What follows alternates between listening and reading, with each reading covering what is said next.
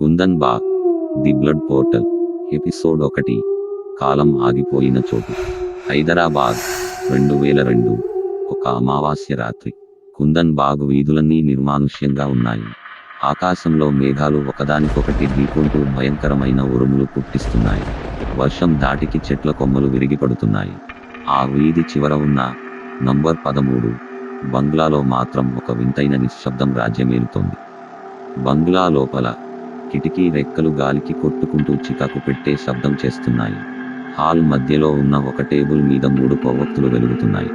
ఆ వెలుగులో కమల తన 2 కూతుళ్లతో కలిసి కూర్చుని ఉంది. ఆమె కళ్ళలో ఒక రకమైన ఉన్మాదం కనిపిస్తోంది. ఆమె చేతిలో ఒక పాత ఇత్తడి గిన్నె ఉంది. అందులో నల్లటి ద్రవం ఏదో ఉంది. కమల గుసగుసగా, చూడండి పిల్లలు, సమయం దగ్గర పడింది. అద్దం తెరుచుకుంటోంది. మీ నాన్న అవతలి వైపు నిలబడి మన కోసం చూస్తున్నారు. పెద్ద కూతురు, అమ్మ, నాకు భయంగా ఉంది. అద్దం లోపలికి ఎలా వెళ్తాం? అది కేవలం గాజు ముక్కే కదా. కమల వికటంగా నవ్వుతూ, అది గాజు ముక్క కాదు తల్లి, అది ఒక ద్వారం. మన రక్తం ఆ ద్వారాన్ని తెరుస్తుంది. ఒక్కసారి లోపలికి వెళ్తే మనల్ని ఎవరూ విడదీయలేరు. కమల ఒక పదునైన కత్తిని తీసుకుని తన అరచేతిని కోసుకుంది. రక్తం ధారగా ఆ ఇత్తడి గిన్నెలో పడుతుంటే ఆమె ముఖంలో బాధకు బదులు ఒక వింత తృప్తి కనిపిస్తోంది. ఆ రక్తాన్ని తీసి ఎదురుగా ఉన్న భారీ అద్దం మీద చల్లింది. అద్దం ఉపరితలం ఒక్కసారిగా నీరులా కదిలింది. అద్దం లోపలి నుండి ఒక నల్లటి చేయి బయటకు వచ్చి కమలను లోపలికి లాగడం మొదలుపెట్టింది. ఆ రాత్రే ఆ ఇంట్లో కాలం స్తంభించిపోయింది. ప్రస్తుత కాలం రాత్రి. ఒక పాత సఫారీ కారు కుందన్ బాగ్ వీధిలోకి ప్రవేశించింది. డ్రైవింగ్ సీట్లో ఉన్న అభిరామ్ ముఖం సీరియస్గా ఉంది. అతని పక్కన ఉన్న రిషి తన కెమెరా సెట్టింగ్స్ చెక్ చేసుకుంటున్నాడు. వెనుక సీట్లో శాస్త్రి గారు కళ్ళు మూసుకుని జపమాల తిప్పుతున్నారు. రిషి, బ్రో, అసలు పోలీసులు ఈ ఇంటిని ఎందుకు సీజ్ చేయలేదు? 25 ఏళ్లుగా ఈ ఇల్లు ఇలాగే ఉండటం ఏంటి? ఎవరూ దీన్ని కొనడానికి కూడా ముందుకు రాలేదా? అభిరామ్, ఎవరు కొంటారు రిషి? అక్కడ 25 ఏళ్లుగా మనుషులు లేకపోయినా రాత్రిపూట కొవ్వొత్తులు వెలుగుతూ కనిపిస్తాయని చుట్టుపక్కల వాళ్ళు చెప్తారు. సైన్స్ ప్రకారం అది ఇంపాసిబుల్. కానీ పారానార్మల్ రీసెర్చ్ ప్రకారం అక్కడ ఒక ఎనర్జీ వోర్టెక్స్ క్రియేట్ అయింది. శాస్త్రి కళ్ళు తెరిచి, అభిరామ్, నువ్వు వెతుకుతున్నది సైన్స్ కాదు, ఒక శాపం. ఆ ఇంట్లో ఉన్న అద్దం కేవలం ఒక వస్తువు కాదు, అది ఒక ఆత్మను బంధించిన కారాగారం. దాన్ని కదిలిస్తే ఆ పర్యవసానాలు చాలా భయంకరంగా ఉంటాయి. కారు ఆ బంగ్లా ముందు ఆగింది. కారు దిగగానే ముగ్గురికి ఒక రకమైన ఒత్తిడి, ప్రెషర్ అనిపించింది. గాలిలో ఒక వింతైన బరువు ఉంది. అభిరామ్, ఈఎంఎఫ్ మీటర్ 7.5 చూపిస్తోంది. ఇది చాలా danger level. Rishi, night vision on చేయి, మనం లోపలికి వెళ్తున్నాం. ముగ్గురు బంగ్లా లోపలికి అడుగు పెట్టారు. టార్చ్ లైట్ వెలుతురులో గాలిలో తేలుతున్న దుమ్ము స్పష్టంగా కనిపిస్తోంది.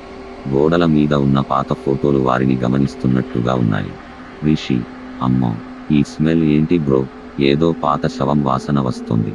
శాస్త్రి, అది శవం వాసన కాదు రిషి, అది కుళ్ళిపోయిన ఆశల వాసన.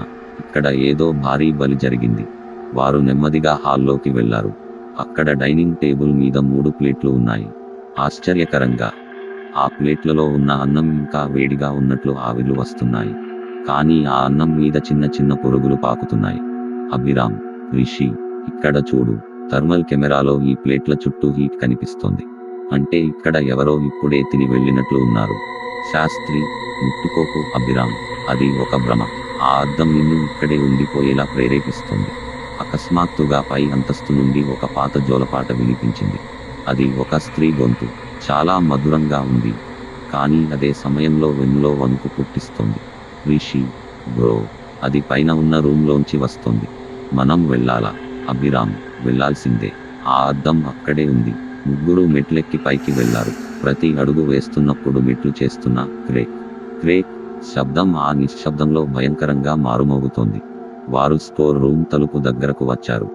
ఆ తలుపు మీద ఎర్రటి రంగుతో ఏదో రాసి ఉంది.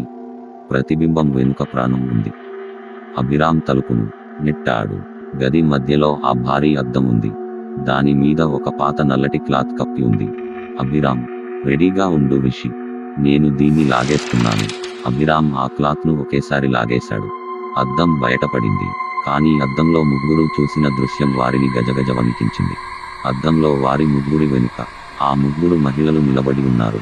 వారి చేతులు ముగ్గురి భుజాల మీద ఉన్నాయి. కానీ నిజ జీవితంలో రియల్ లైఫ్ వారి వెనుక ఎవరూ లేరు. రిషి అరుపును ఆపుకుంటూ బ్రో వాళ్ళు మనల్ని పట్టుకున్నారు. అకస్మాత్తుగా అద్దం లోపలి నుండి మయ ప్రత్యక్షమైంది. ఆమె కళ్ళు పూర్తిగా నల్లగా ఉన్నాయి. ఆమె అద్దం లోపలి నుండి తన చేయిని బయటకు చాచింది. మాయ, చాలా కాలం అయింది. కొత్త రక్తం చూసి. ఇప్పుడు ఈ అద్దం నిన్ను కోరుకుంటోంది అభిరామ్ గొంతును ఆ అదృశ్య హస్తం పట్టుకుంది. అతను గాలి కోసం కొట్టుకుంటున్నాడు. అద్దం అతన్ని లోపలికి లాగడం మొదలుపెట్టింది. శాస్త్రి, మాయ, వదిలేయ్, ఇంకా నీ దాహం తీరలేదా? శాస్త్రి తన చేతిలోని గంటను గట్టిగా వాయిస్తూ మంత్రించిన విభూతిని అద్దం మీద చల్లారు. ఒక భయంకరమైన కేక వినిపించింది. అద్దం మీద ఒక చిన్న పగులు వచ్చింది. అభిరామ్ బయటకు విసిరివేయబడ్డాడు. ముగ్గురు వగర్చుకుంటూ కిందకు పరుగెత్తారు. కానీ వారు వెనక్కి తిరిగి చూసేసరికి ఆ బంగ్లా తలుపులు మాయమైపోయాయి. అక్కడ కేవలం గోడ మాత్రమే ఉంది. వారు ఇప్పుడు అద్దం లోపలి ప్రపంచంలో చిక్కుకుపోయారు. త్వరలో తదుపరి ఎపిసోడ్ కోసం ఆసక్తిగా ఎదురు చూడండి. Title Kundan Bagh the blood portal. రచన మల్లికార్జున్ సిద్ధు.